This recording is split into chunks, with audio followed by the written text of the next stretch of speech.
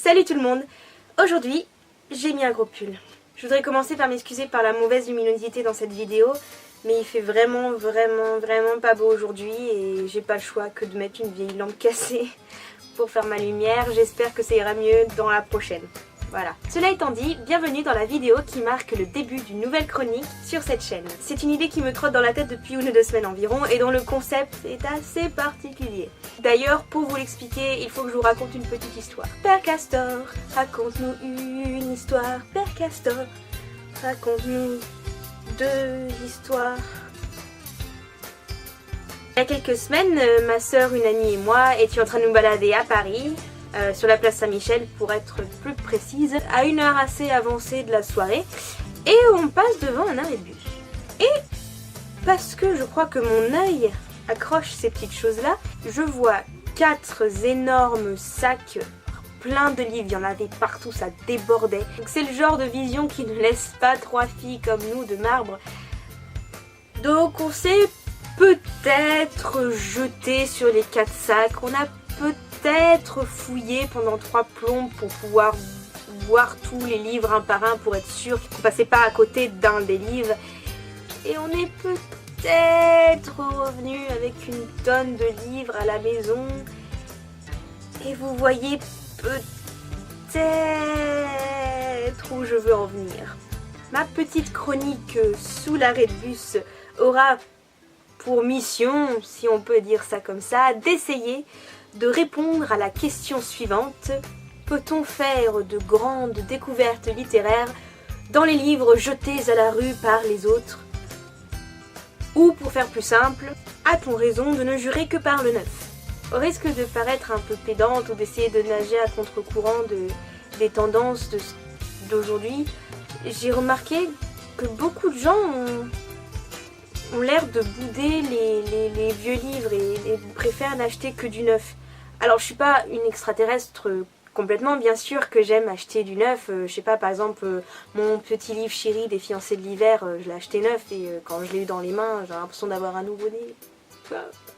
Je n'essaie pas d'ouvrir un débat, mais je trouve que les vieux livres ont quelque chose à dire en plus de l'histoire de l'auteur. Ils ont l'histoire de l'auteur qui est écrite entre leurs pages et ils ont leur propre histoire, leur vécu, leur âme en quelque sorte, et je retrouve pas ça dans les livres neufs.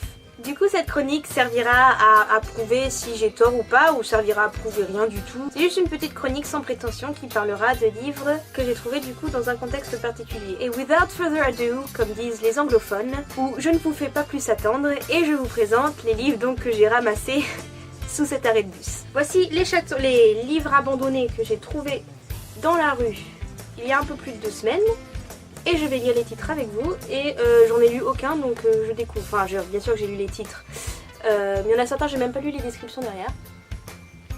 Hein, c'est un peu la surprise. Donc j'en sais pas plus que vous. Enfin, il y en a certains qui sont quand même connus. Mais... Par exemple, on va commencer avec Georges Dandin de Molière, et je trouve ça sympa. Pourtant, j'en lis du théâtre et je n'ai jamais entendu parler de celle-là de Molière, donc hey, découvert. Ensuite, on a Sortilège vaudou de Jay Callahan. Pour ma défense, c'est pas moi qui l'ai ramassé, c'est ma soeur, hein, voilà. Oui, je n'assume pas du tout la couverture. L'ingénu de Voltaire qui est connu mais que je n'ai jamais eu l'occasion de lire, donc c'est une occasion. Complot à Versailles de Annick Jay, dont je n'ai jamais entendu parler. Red Rabbit de Tom Clancy. Pareil, je n'ai jamais lu de Tom Clancy et honnêtement ça me fait pas envie du tout. Au départ je l'avais même pas pris pour moi, ce bouquin, je me dis tiens, il est franchement impec. Peut-être que ça plaira à quelqu'un, mais finalement je dis hey, c'est peut-être l'occasion de découvrir un truc, parce que peut-être que je boude le machin sans savoir qu'en fait c'est bien. Donc on verra. Alors là ça devient intéressant, parce que dans les tas il y avait plein de livres de fantasy dont je n'ai jamais entendu parler, et il n'y avait que des livres 2, livres 3, livres 4, et j'ai vu 2 livres 1, donc je me suis jetée dessus, on verra si c'est bien ou pas. Donc on a The Jackal of Nar, je ne sais pas comment ça se prononce, celui-là est en anglais, de John Marco. Dernier Templier de Raymond Coury. Franchement celui-là par contre il a l'air cool, je l'ai ramassé parce que la 4e de couverture avait l'air sympa. The Cradle Will Fall de la très célèbre Mary Higgins Clark, hein, on la présente pas je pense, ça sert à rien. J'en ai lu quelques-uns d'elle, ma grand-mère est une grande fan. Et je n'ai jamais lu en anglais donc voilà. Ensuite nous avons Shadow Dell Book 1 de The Avatar Trilogy. Pareil, je ne sais pas du tout ce que c'est, je n'ai même pas lu la 4e de couverture. Mais bon, c'était un livre 1, donc on va voir si c'est bien ou pas. Et enfin, le dernier, Moonlight Becomes You de Mary Higgins Clark. Donc un deuxième de Mary Higgins Clark. Comme vous avez pu vous en apercevoir, je n'en sais pas plus que vous sur la plupart des bouquins.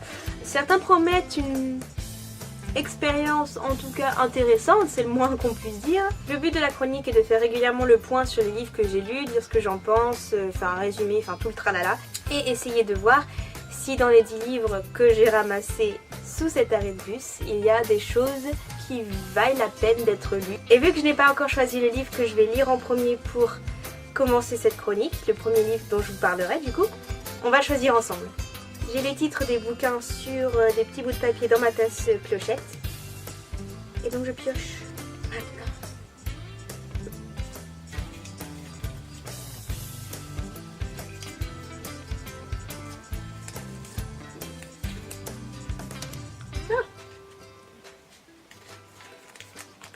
Donc je commence apparemment avec le dernier Templier.